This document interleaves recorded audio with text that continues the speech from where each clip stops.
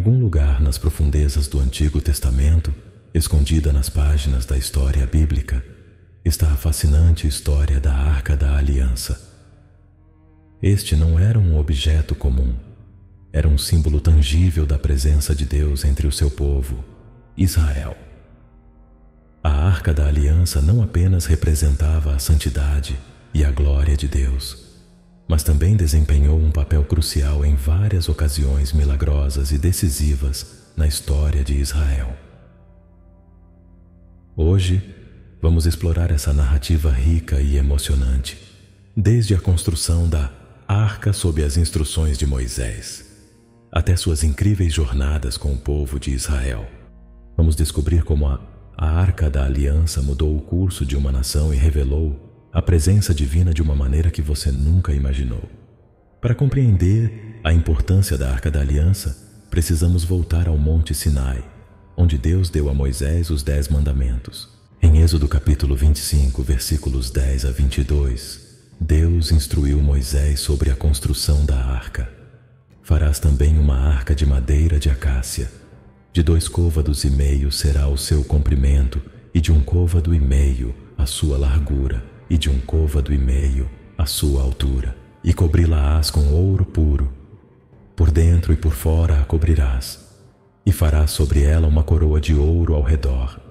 E fundirás para ela 4 argolas de ouro, e as porás nos seus 4 cantos, 2 argolas de um lado dela, e 2 argolas do outro lado dela. E farás varais de madeira de acácia, e os cobrirás com ouro.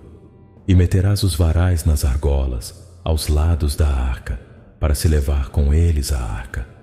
Os varais estarão nas argolas da arca, não se tirarão dela.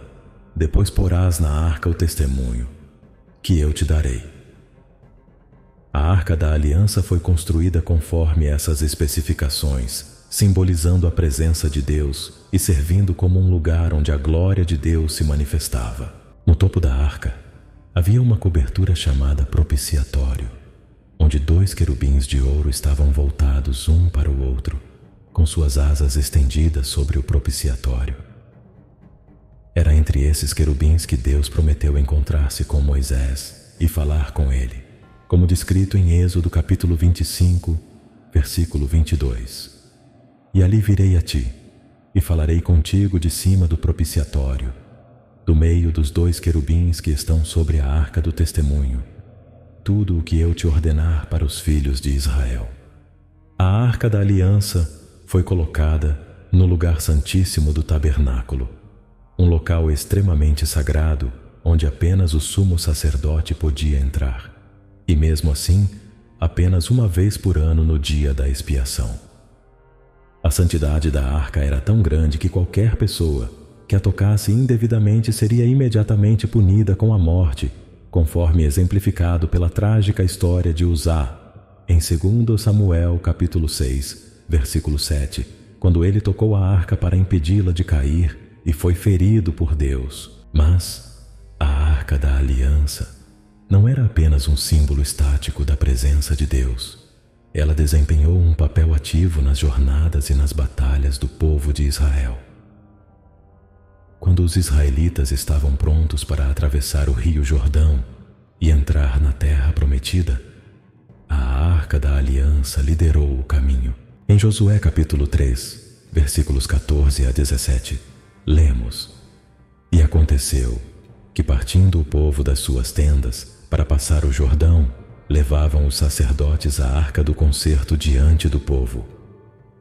E quando os que levavam a arca chegaram até ao Jordão, e os pés dos sacerdotes que levavam a arca se molharam na beira das águas, porque o Jordão transbordava sobre todas as suas ribanceiras, todos os dias da cega. Pararam-se as águas que vinham de cima, levantaram-se num montão, muito longe da cidade de Adam, que está ao lado de Zaretã.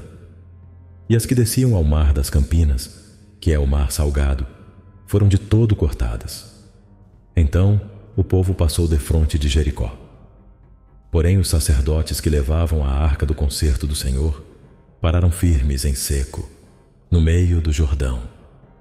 E todo o Israel passou em seco, até que todo o povo acabou de passar o Jordão. Esse evento milagroso não apenas demonstrou o poder de Deus, mas também confirmou a liderança de Josué e encorajou o povo de Israel a confiar na proteção e na orientação divinas. Após atravessar o Jordão, os israelitas enfrentaram a cidade fortificada de Jericó. E mais uma vez, a Arca da Aliança desempenhou um papel crucial.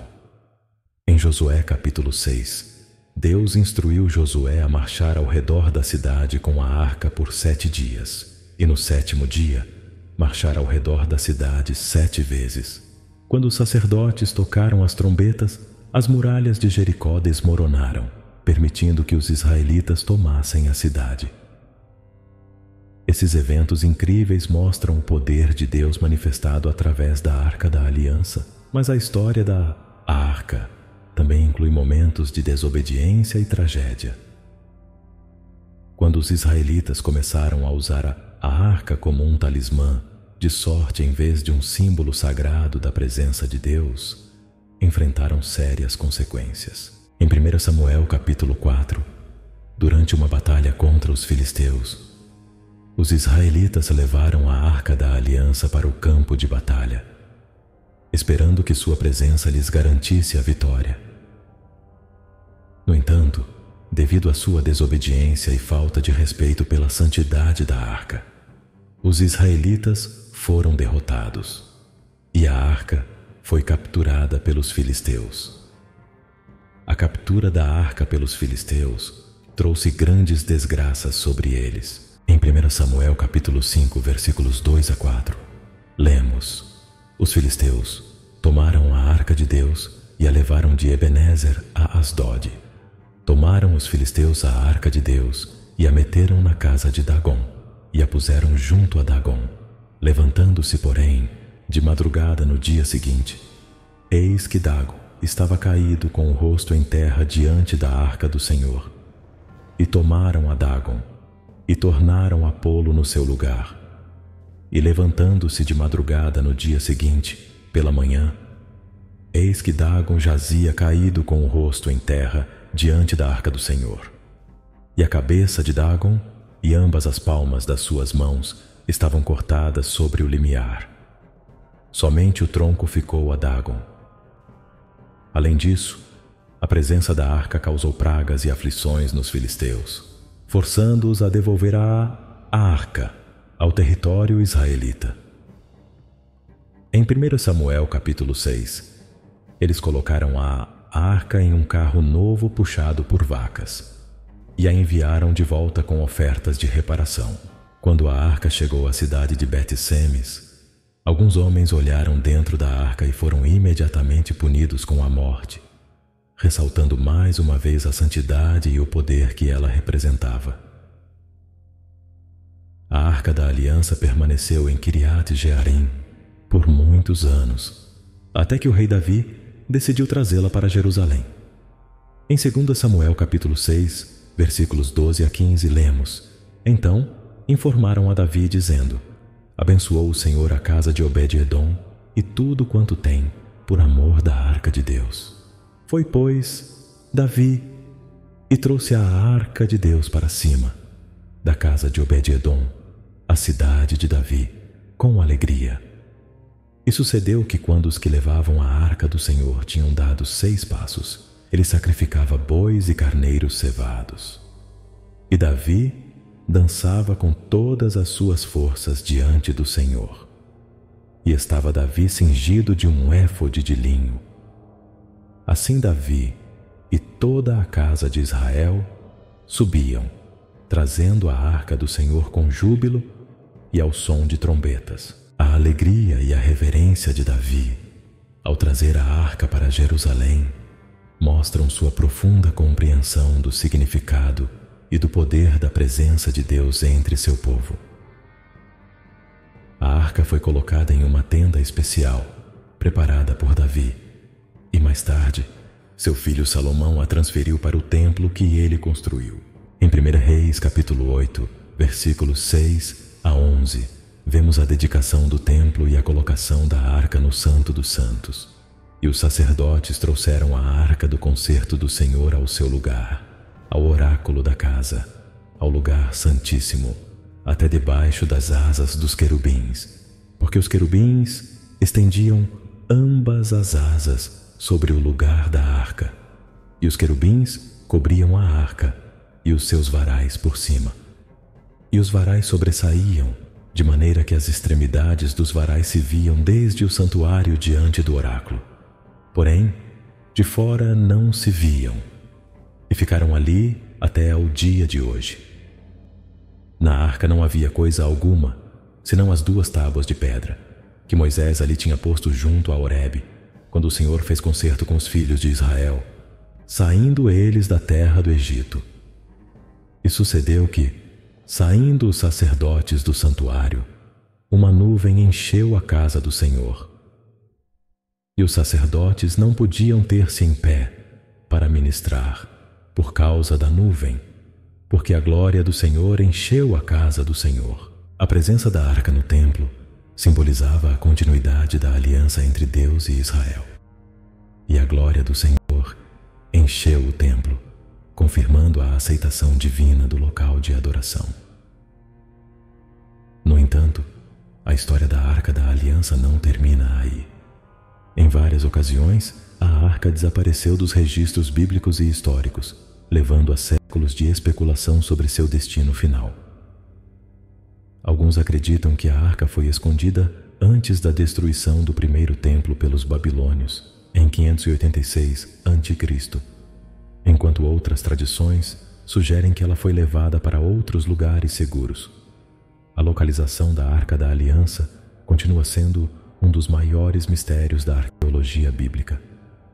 A história da Arca da Aliança nos ensina várias lições importantes sobre a santidade, a obediência e a presença poderosa de Deus.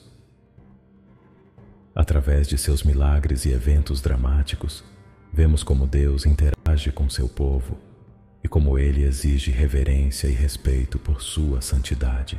A arca também nos lembra que a presença de Deus não está confinada a objetos físicos, mas se manifesta poderosamente quando seu povo se aproxima dele com coração puro e sincero.